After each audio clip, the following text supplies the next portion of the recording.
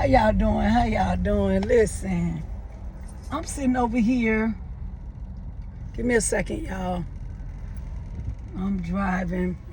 Had to turn the light. But I was coming on here. I wanted to say something. You know how sometimes things go wrong and we immediately go to the enemy. Now, I drive Lyft as well, part-time. Well, I was doing it full-time. I'm now part-time. I do Lyft. And so for the last week or so, I've been getting a lot of, because I used to get star ratings, you know what I'm saying, all of these tips, I'm top tier driver, all of these things I was getting for months and months and months with no problem. And for the last week or two, it's just my rating stars are going down. People are they just complaining about nothing. Stuff that don't even make no sense. And the first thing I was like, there you go, devil, with your mess. And then I realized something. I've been praying for God too, because I kept saying, Lord, I'm tired. I'm tired of driving, all these extra, all this here, all over the place. I'm tired of doing this. I'm tired of doing that. I do have my private caregiver. I take care of my patients. Sometimes it don't be enough, so I do Lyft to do extra. But I'm like, I don't want to do my extra in doing Lyft anymore. So I have been asking him, saying that, but I haven't changed. Like I didn't decide to say, okay, you know what? I'm just going to stop. No, it's hard for me to stop because something keep coming up, or, you know what I'm saying? I'm trying to help out for other stuff. And I'm like, okay, like right now, I want to go to school for phlebotomy.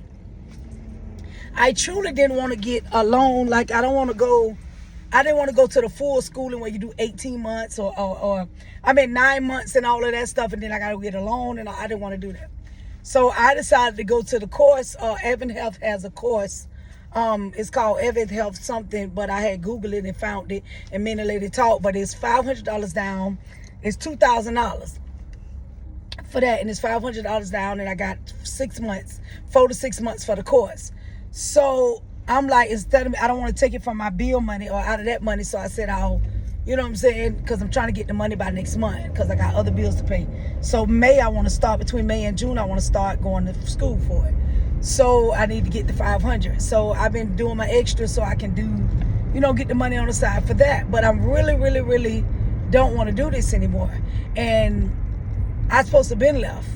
And it's like, at first I thought it was the enemy. That's the first thing. So now, the moral of the story, I want y'all to understand something. The enemy don't be the one always messing up your plans. He don't be the one always coming into stopping you from doing something. Sometimes it don't be the enemy. Sometimes it be your Heavenly Father. It be your Father, because you done cried out. You a daughter, and you done cried out to your Father, and your Father said, I'm going to help my daughter. My daughter is miserable. My daughter don't want to work here. My daughter don't want to do this no more. My daughter don't want, you know what I'm saying, and I'm going to help her.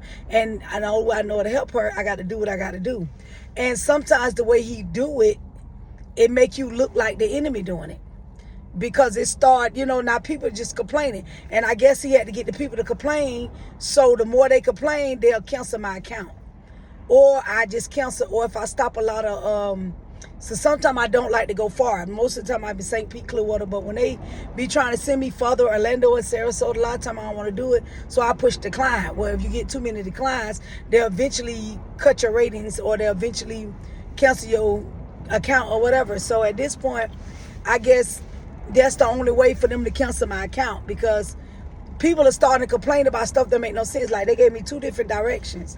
Like the one man, he telling me, he said, you going the wrong way. I said, I'm not. I'm going what the app say. The app say turn left. And he said, I'm not. I'm going this way.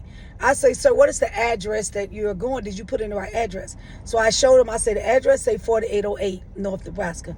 He said, oh, no, I'm sorry. That's the wrong address. Okay.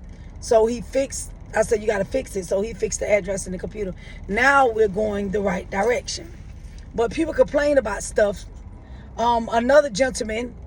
Another lady, she telling me one thing, but she got me over here on Nebraska, but she's talking about she's at the Hampton Inn down Kennedy. I'm like, ma'am, she called my phone. I'm like, ma'am, that's not what I have here. I'll show you when I get there. So I say, where you at? So I can just pick you up anyway. So I drove like another 8 minutes or like 5-6 minutes away from where her direct, location was at. to still pick her up because other people would have just canceled it, but I'm not like that. So I drove to get her, and I showed her on my thing right there. I said, see, you got 201 of North Nebraska, but you saying you on Kennedy and Meridian. And she said, I'm so sorry, I did it wrong. So fine, I get that. So she didn't ever fix it though in the computer. I just left it as that because she like she know how to fix it, and we don't fix them. So I left it as that, and that was fine. So I didn't even get paid for the extra, but I was all right with that, whatever.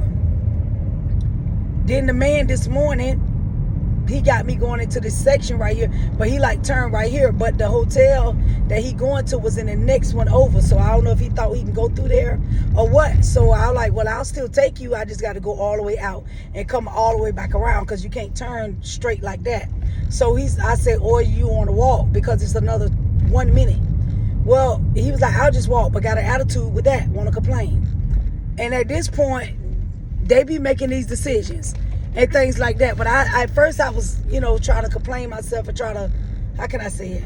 I try to contact them and prove a point and sending in my part about how I feel. This time I say, you know what? I don't care. I don't care because I know I'm not doing nothing wrong. The gentleman I just dropped off, he was like, I can talk to you anytime.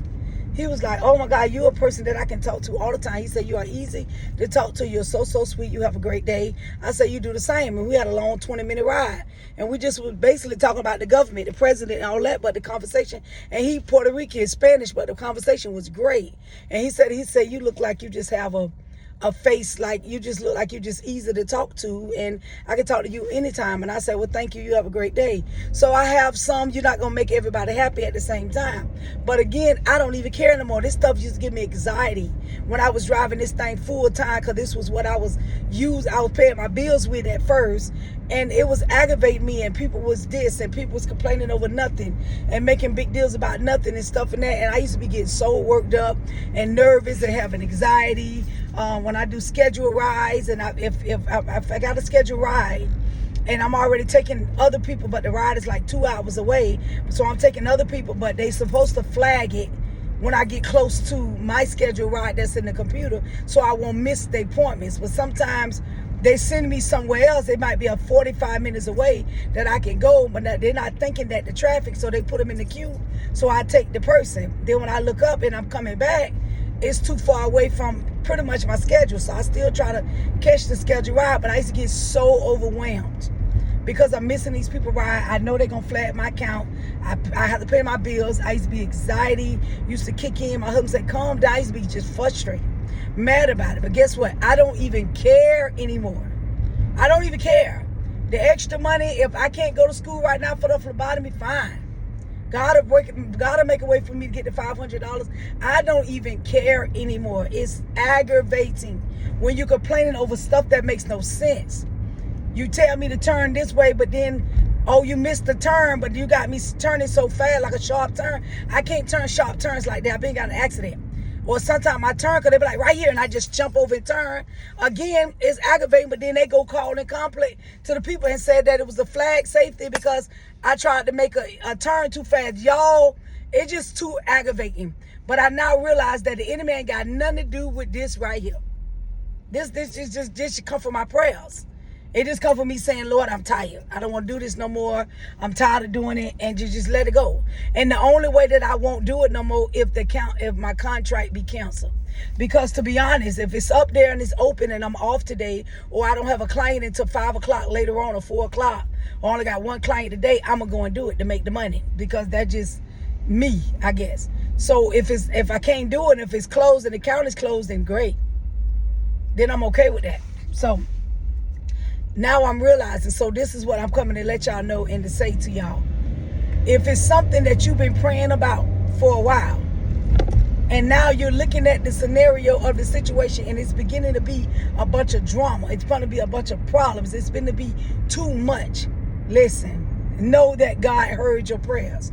Know that he was listening the whole time. When you was crying at night, when you was crying saying, I can't do this no more, I'm tired of this job, I'm tired of going through this, I'm tired of going through that, he heard you. He's counted every tear that laid on that pillow. He counted every tear that came out of your face, because you his child. And he don't want to see us hurting. He don't want to see us crying. He don't want to see us, you know what I'm saying, like this is, so he counted it, and he knows all, and he see all. So he is the one that is putting, he done started stuff, he done just put all kind of stuff in the plan. And now he like, okay, here we go. And so that's why they starting to complain and this and that. I mean, it's just been crazy to complain over stuff that don't make no sense. I even told it to the one guy. He said that was dumb to complain. Just stuff don't make no sense. They ain't got nothing to do with me. I had my grandson with me in the car seat. She had a passenger with somebody with her. My grandson, a newborn, he was like 7 months. Okay, I'm watching. I'm going to pick his mama up from work. You are my last rider. I don't want to be late. So again, there's days I watch him. He's in the car seat. He's not bothering nobody. They call and complain about that. It's like a lot of stuff is just stupid to me, and it makes no sense. And I'm to the point now, I'm tired of being aggravated and frustrated and all of this and getting anxiety over nothing. Because I need it, but I don't need it, because I'm learning that my help comes from the Lord. He is my source and my resource. I don't have to do this. I don't have to deal with this. And plus, it took away from a lot of the things that I want to do anyway. Like I can be home early when I leave I can go to my clients early, be home with my 2-3 clients that I'm done with, and go home and cook my dinner early. We can eat early, but no, I don't get home till 7 o'clock because I got my clients, and then I try to do lift after that. It's 7:30. We're eating 9 o'clock at night because I got to get home and cook. So a lot of things is I needed to do, and I've been praying that I want to do this. I asked him to show me how to command my day, and I want to eat early, and I want to exercise more. I want to get up a little bit better. I want to go to sleep a little earlier. It's things I've been asking and saying to him, and he said, oh, and at the end of the day, he is allowing me to understand this is why you can't get the things you want done, because you picked up this extra streams of income that is stressing you out. Yes, I made some good, I ain't gonna lie to you. If you're a person and you don't have another job and you want to do Lyft and you got to, but if you work it, it'll work for you. And I'm being honest, I can show receipts if anybody want to see receipts. But listen, when I was doing this full time, doing 8 to 10 hour, 12 hour shifts, I made $150 to $200 a day, 6 days a week. I made good money. Don't get it twisted. I did. But then I went to part-time. So I make like $500 a week because I really can't do it like I used to. So if you want to do it and you really want to do it, then go ahead. It'll work for you. But if it's a second stream of income and you don't have the time and you kind of frustrated and pushing yourself to do it, don't do it, because it's just too much. It takes away. So now I realize why I'm eating late. I realize why I gained this weight. I just realized a whole bunch of things because I took on and I leaned on my own understanding. I went against my own thoughts and I went and found a second stream of income. And since I found it, it stressed me to the bone.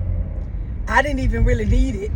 I needed it, but I didn't need it because at the end of the day, my husband does pay the portion of the bills and I pay my portion. I kind of don't need it, but I like to have extra money.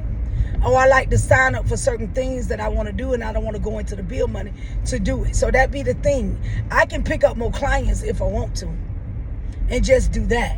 So it's just a lot of ways can be done, but I just did it another way and it's now frustrating me. So now, but I'm understanding, okay, God, I got it. So that's what I come to give y'all. The moral of the story today is everything is not about the enemy. God do things to get our attention. And when he hear your tears and he hear your cries and your prayers and you want out of something and you start seeing the problems into that thing that you want out of, go to acting up, know that your father heard you. Know that your father decided to say, I heard you, baby girl. I heard you, son. I'm here. He done put on his cape. Your father's like Superman. Our Father God like, oh, thank you. He like Superman. He put on his cape and he say, I heard you. I'm coming in like Superman and I'm coming in to save the day. So that's what it is. God coming in to save the day. So when you see that going on, know that he's coming to save the day. Y'all be blessed. And remember to always pray. Always love yourself. And always be real to yourself. And always seek Christ first. And always know and understand there is nothing too hard for your God. Nothing. And I love y'all and see y'all next time. Be blessed.